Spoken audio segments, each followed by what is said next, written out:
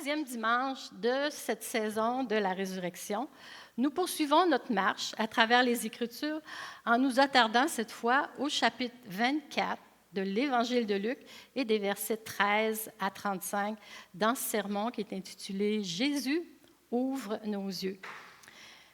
En demeurant attentif et attentive au vécu affectif des disciples tout au long de ce récit, nous ne manquerons pas de nous y associer afin de nous approprier ce récit et d'en tirer une nourriture spirituelle qui va favoriser notre réflexion et aussi nos échanges futurs entre frères et sœurs. Nous allons faire cela à travers deux moments du récit, la marche et le repas de révélation. Est-ce que vous avez déjà fait une promenade qui semblait plus lourde à chaque pas? Là, peut-être que c'était après le décès d'un proche qu'on aimait. On en a perdu quelques-uns, quelques-unes dans l'Église au fil des années et aussi dans nos familles. Ou peut-être à cause d'un espoir qui s'échappait tout le temps, ça revenait, rien ne se réalisait. Et à chaque étape, vous avez peut-être eu de plus en plus de questions sans les réponses désirées. Peut-être même que ce matin, vous êtes arrivé dans cet état à l'Église avec une déception, des doutes accumulés qui sont encore présents en arrière-plan, comme des compagnons qui sont lourds et silencieux. Vous vous demandez peut-être, où es-tu, Dieu? Es-tu ici avec moi? Je ne ressens pas ta présence, Jésus. Comme nous venons le voir dans la vidéo, nous nous retrouvons sur une route poussiéreuse en compagnie de deux marcheurs qui sont identifiés comme étant des disciples dévoués de Jésus. Et le fait que ces disciples s'éloignaient de Jérusalem après la mort de Jésus, ça peut signifier qu'ils n'avaient plus aucun espoir, aucune espérance de le revoir. Mais au moins, ils pouvaient trouver quelques consolations pendant qu'ils marchaient ensemble, en évoquant leurs souvenirs communs vécus tout au long de cette aventure avec Jésus, de cette histoire qui sort vraiment de l'ordinaire. Pour nous, nous savons que cette histoire, c'est bien plus que la simple histoire de deux personnes à qui nous pourrions nous identifier. Cette histoire nous aide à savoir qui est Dieu. Car dans cette marche le long de la route d'Emmaüs, nous voyons les actions des trois personnes de la Trinité. Le Père, tenant ses promesses, le Fils qui est avec eux, marchant à leur côté, et l'Esprit suscitant l'espoir dans leur cœur, même avant qu'ils ne comprennent pourquoi. Commençons par examiner les versets 13 et 14. Ce même jour, deux disciples se rendaient à un village appelé Emmaüs, éloigné de Jérusalem d'une douzaine de kilomètres. Ils discutaient ensemble de tout ce qui s'était passé.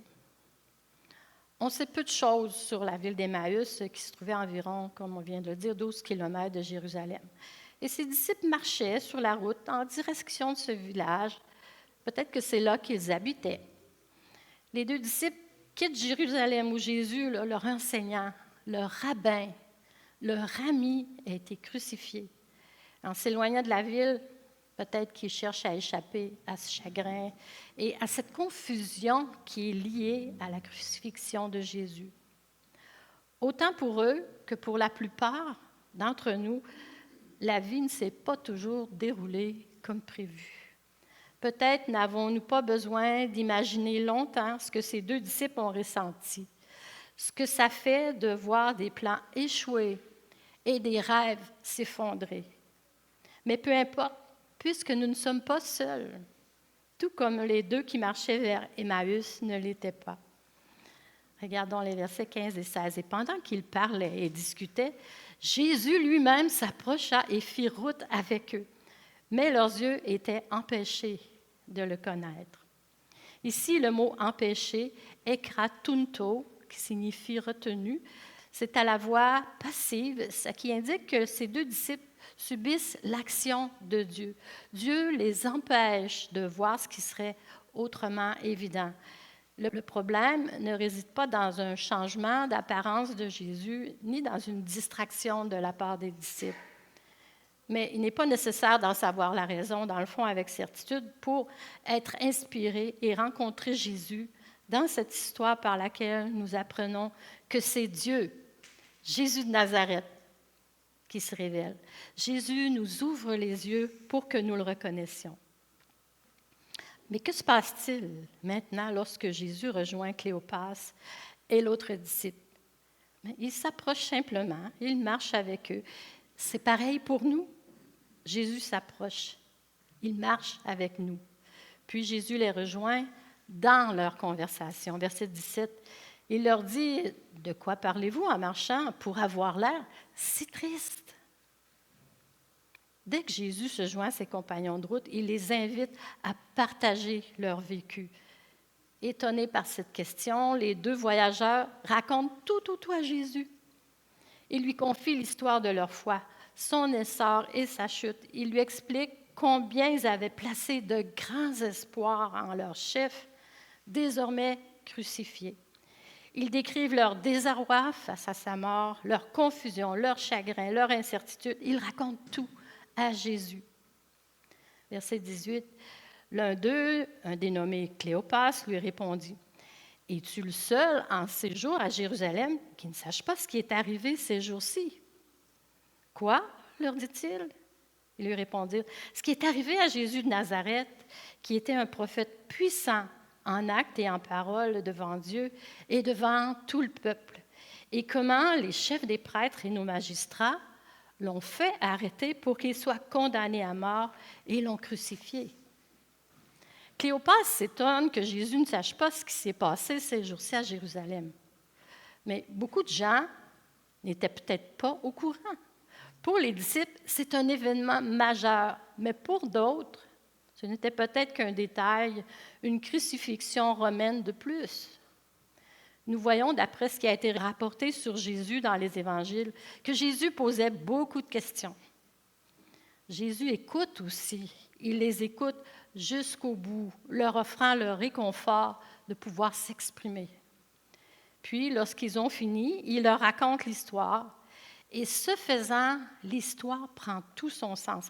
Elle devient ce qu'elle a toujours été, quelque chose de bien plus vaste, profond, ancien et sage et riche que ce que les pèlerins d'Emmaüs pouvaient comprendre.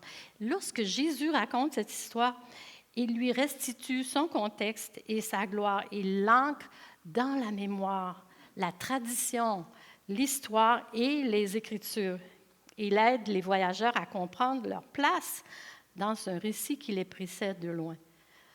Lorsque Jésus raconte cette histoire, la mort du Messie trouve sa place dans un genre de fresque cosmique de rédemption, d'espérance et d'amour divin qui traverse les siècles. Lorsque Jésus raconte cette histoire, le cœur de ses auditeurs s'embrase. Verset 21. Nous espérions que ce serait lui qui délivrerait Israël. Mais avec tout cela, voilà déjà le 3e jour que ces événements se sont produits. Nous espérions. Pour ses disciples, la rédemption d'Israël signifiait la libération d'Israël de ses ennemis, c'est-à-dire des Romains. Il est vrai, au verset 22-24, que quelques femmes de notre groupe nous ont beaucoup étonnés. Elles se sont rendues de grand matin au tombeau et n'ont pas trouvé son corps. Elles sont venues dire que des anges leur sont apparus et ont annoncé qu'il est vivant. Quelques-uns des nôtres sont allés au tombeau et ils ont trouvé les choses comme les femmes l'avaient dit, mais lui, ils ne l'ont pas vu. Ils ne l'ont pas vu. C'est l'incompréhension, c'est la déception, le chagrin. Des idées, des pensées, des paroles que vous avez peut-être prononcées à votre manière comme eux. Je ne vois pas le but de cette épreuve. J'espérais que ça se passerait autrement. Je ne te vois pas, Jésus. La lamentation des disciples, nous espérions, nous avions espéré, nous enseigne que la foi authentique ne nécessite pas de faire semblant. Les Écritures elles-mêmes sont remplies d'appels honnêtes comme « Combien de temps, ô Seigneur? Et pourquoi m'as-tu abandonné? » Dieu nous invite à ce genre de véracité. Debbie Thomas, dans son essai « Mais nous avions espéré », rend l'expérience concrète avec des mots qui sont bien réels pour nous aujourd'hui. Mais nous avions espéré que notre fils rentrerait à la maison. Nous avions espéré que la dépression s'estomperait. Nous avions espéré conserver nos emplois. Nous avions espéré que notre foi survivrait et on pourrait en rajouter. Les mots que nous prononçons sur notre chemin d'Emmaüs sont des mots de douleur, de déception, de désarroi et de nostalgie. Ce sont les mots que nous prononçons lorsque nos espoirs s'évanouissent, lorsque nos attentes sont brisées, que nos rêves les plus chers sont morts et qu'il ne nous reste plus qu'à partir, vaincus et résignés. Mais nous avions espéré. Et Jésus le comprend de l'intérieur. La nuit précédant sa mort dans le jardin de Gethsémani, il pria que cette coupe s'éloigne de moi. Il sait ce que c'est que de ressentir l'angoisse, la tristesse. C'est la beauté de l'incarnation. Dieu ne reste pas éloigné de notre douleur. En Jésus, Dieu est devenu humain et a pris notre chagrin en lui. Il n'a pas seulement écouté notre chagrin, il l'a porté. Sur la croix, Jésus a porté ce que nous ne pouvions pas supporter. Il a payé ce que nous ne pouvions pas payer. Il a pris nos espoirs brisés, notre péché et notre mort dans son propre corps et a achevé le travail que nous n'avons jamais pu accomplir. Celui qui écoute notre chagrin est le même qui l'a porté jusqu'à la croix. Jésus compatit à la douleur, mais il ne les laisse pas dans leur désespoir. En y repensant bien, c'est presque incroyable que le soir de sa plus grande victoire, le Christ ressuscité se promène.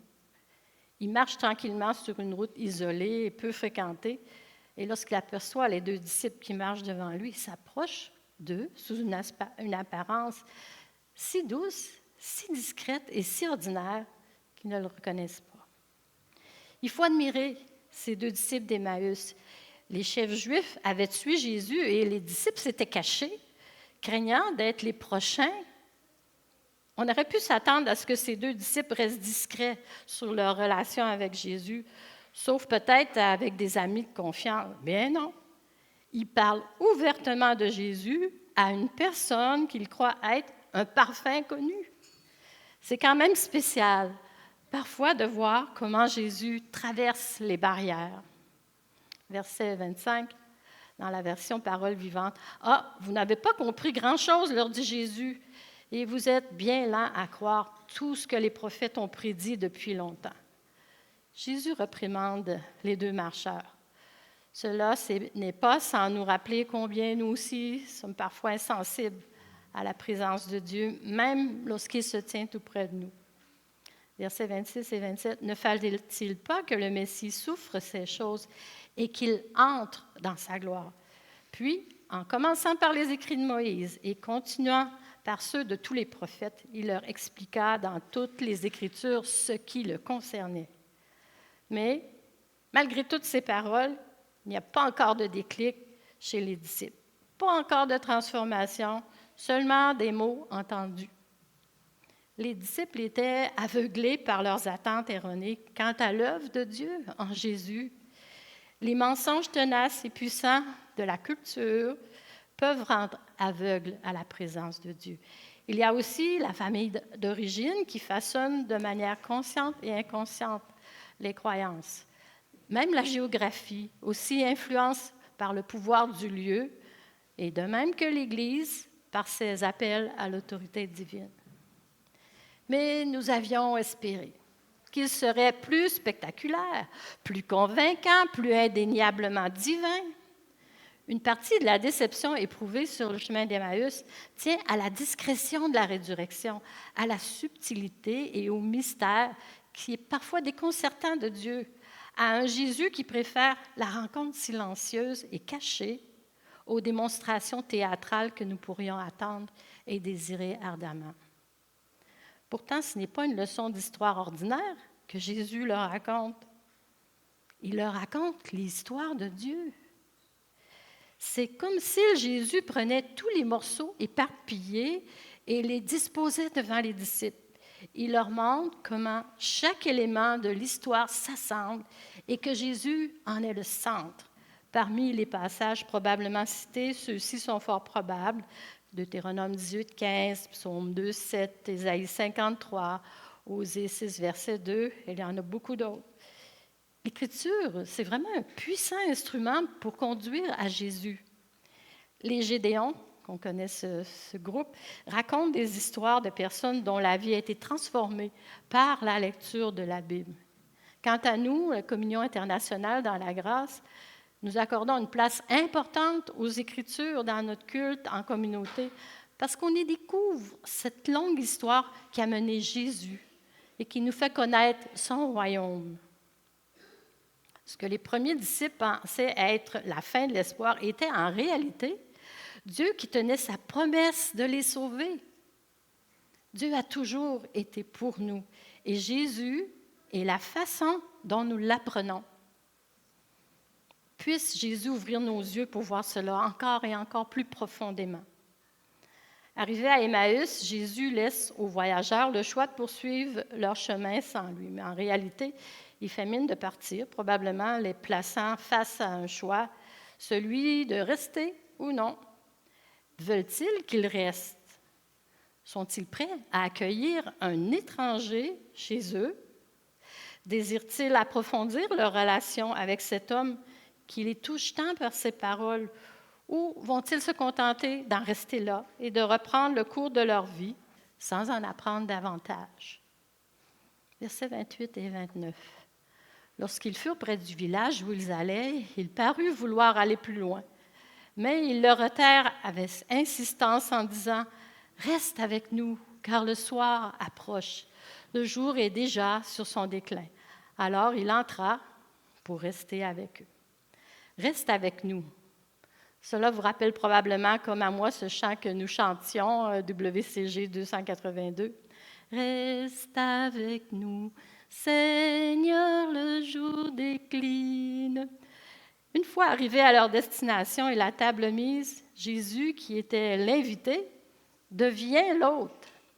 Ce nouvel ami et ses paroles profondes les attirent. Et c'est ainsi que nous en arrivons à ce deuxième moment du récit, le repas de révélation. Rendus là, ces deux disciples n'avaient pas encore compris ce qui se passait, mais Jésus, lui, les préparait à le reconnaître. Il les préparait à cette révélation qui viendrait avec la fraction du pain. Versets 30 et 31. Pendant qu'il était à table avec eux, il prit le pain et après avoir prononcé la prière de bénédiction, il le rompit et le leur donna. Alors leurs yeux s'ouvrirent et ils le reconnurent, mais il disparut devant eux. C'est Dieu qui avait voilé leurs yeux et c'est Dieu qui les ouvre à ce moment précis. Jésus ouvre leurs yeux en brisant et en leur donnant le pain. Bien sûr, ça nous renvoie au sacrement de la communion. Jésus se révèle dans la communion. Les éléments sont du pain et du vin ordinaire, mais qui représentent son corps brisé et son sang versé. Et à chaque fois que nous communions, nous nous en souvenons. Jésus ouvre nos yeux sur qui il est, encore et plus profondément à chaque fois. Mais comme les disciples d'Emmaüs avaient fait preuve d'une hospitalité qui était inspirée envers Jésus, ils sont récompensés par un genre d'audience privée avec le Seigneur ressuscité. N'oublions pas l'hospitalité, frères et sœurs. Nous ignorons toujours les bénédictions que nous pourrions recevoir en la pratiquant. L'histoire d'Emmaüs témoigne des choses qui sont simples et ordinaires, qui peuvent révéler le divin, comme une promenade paisible au bord d'un chemin isolé, autour de nos tables, lorsque nous prenons, bénissons, partageons, lorsque nous donnons. Dieu est présent dans le rythme et le rituel de nos journées, en apparence très ordinaires. Versets 31 et 32. Alors leurs yeux s'ouvrirent et ils le reconnurent, mais il disparut de devant eux. Ils se dirent l'un à l'autre, « Notre cœur ne brûlait-il pas en nous lorsqu'il nous parlait en chemin et nous expliquait les Écritures? » Alors ils se souviennent de ce que leur cœur pressentait avant même que leur esprit ne puisse en prendre conscience. Ils se souviennent de cette sensation de brûlure éprouvée sur le chemin, la sensation de la vérité qui commence à pénétrer dans leur esprit. Qu'est-ce que cela nous apprend concrètement? L'histoire des disciples d'Emmaüs nous apprend que le Christ ressuscité n'est en rien limité par l'apparente petitesse de nos vies. Où que nous fassions une place, Jésus vient. Cela signifie que Dieu est là, dans le message que vous envoyez avec compassion à votre voisin isolé que vous ne pouvez pas visiter. Que Dieu se manifeste dans une réunion Zoom, le culte en présentiel, un appel téléphonique, une carte de vœux. Jésus, cet inconnu que vous croisez de l'autre côté de la rue en promenant votre chien, Miyaki, peut-être celui qui attend devant un magasin, qui vous tend un verre et à qui vous donnez quelques sous. Le sacré, ça réside dans cette conversation que vous avez aussi avec votre enfant qui est impatient, dans les outils technologiques qu'on s'efforce de maîtriser pour garder le contact avec nos amis malgré la distance. Aujourd'hui, à l'Église, en vous attendant au déroulement habituel du culte, à la routine de la collation, de la fraternisation, que pourrait-il se passer pour que votre cœur brûle, pour que, par sa grâce infinie, Jésus dépose une flamme d'encouragement en vous qui réchauffe votre cœur et vous rend Jésus visible à travers les frères et sœurs. C'est Jésus qui ouvre nos yeux et ferait brûler nos cœurs d'espoir. Versets 33 à 35. Ils se levèrent à ce moment même et retournèrent à Jérusalem, où ils trouvèrent les 11 et les autres qui étaient rassemblés et qui leur dirent « Le Seigneur est réellement ressuscité, il est apparu à Simon. » Alors les 2 disciples racontèrent ce qu'il était arrivé en chemin et comment ils l'avaient reconnu au moment où ils rompaient le pain. Transformés par leur rencontre, les 2 disciples ne peuvent rester silencieux. Ces disciples qui étaient autrefois découragés se précipitent. Imaginez qu'ils durent parcourir à nouveau, presque en volant, cette distance de 12 kilomètres pour arriver à Jérusalem, et sans oublier qu'il était tard. Mais la bonne nouvelle qu'ils portaient leur a donné le courage d'y retourner au plus vite. Ce n'était pas le moment de se reposer. Ils ont une histoire à raconter, il y a un espoir à partager et cette joie qu'ils ont à proclamer. Une fois arrivés à Jérusalem, les disciples trouvent les 11 et leurs compagnons en train de discuter de l'apparition de Jésus à Pierre. Ce bout de l'histoire de la résurrection ne se termine pas dans l'isolement, mais dans la communauté et le partage de la bonne nouvelle de la résurrection du Seigneur. Et remarquez qui est au travail ici. Le Père a ressuscité le Fils d'entre les morts. Le Fils s'est fait connaître dans la miséricorde et l'amour. Et le Saint-Esprit rassemble ses disciples, non pas comme des experts, mais comme des témoins vivants de la résurrection de Jésus. Nous découvrons Jésus dans les Écritures, nous le rencontrons à table et il nous envoie partager l'espoir que nous avons trouvé auprès de lui. Dieu nous invite à partager sa mission. Pour nous, ça semble généralement ordinaire. Cela se fait à travers des conversations honnêtes, des gestes d'amour discrets envers les autres, des petits moments où l'espoir est partagé. C'est quelque chose qui déborde de la vie de résurrection qui nous a été donnée. Le Christ ressuscité est toujours avec nous, en chaque personne que nous rencontrons. Mais trop souvent, nous ne le reconnaissons pas. Au mieux, sa présence se limite au dimanche pour certains. Il est là pour la fraction du pain, puis il est oublié, absorbé par nos propres pensées. Et ce n'est pas le plan de Dieu. Nous sommes appelés à vivre dans le Christ ressuscité continuellement et non par intermittence. Alors, frères et sœurs, continuons notre chemin. Continuons à raconter l'histoire. Continuons à honorer les étrangers. Continuons à nourrir notre cœur ardent. Le Christ est ressuscité. Alors, cherchons-le dans sa parole. Écoutons-le. Et lorsqu'il s'attarde à notre porte, en respectant notre liberté, mais qui désire tellement nous nourrir, disons-lui ou chantons-lui ce qu'il aspire à entendre.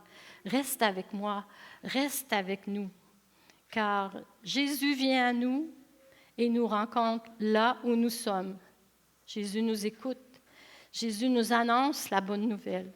Jésus nous explique que Dieu a toujours été pour nous. Jésus nous ouvre les yeux. Que Dieu vous bénisse.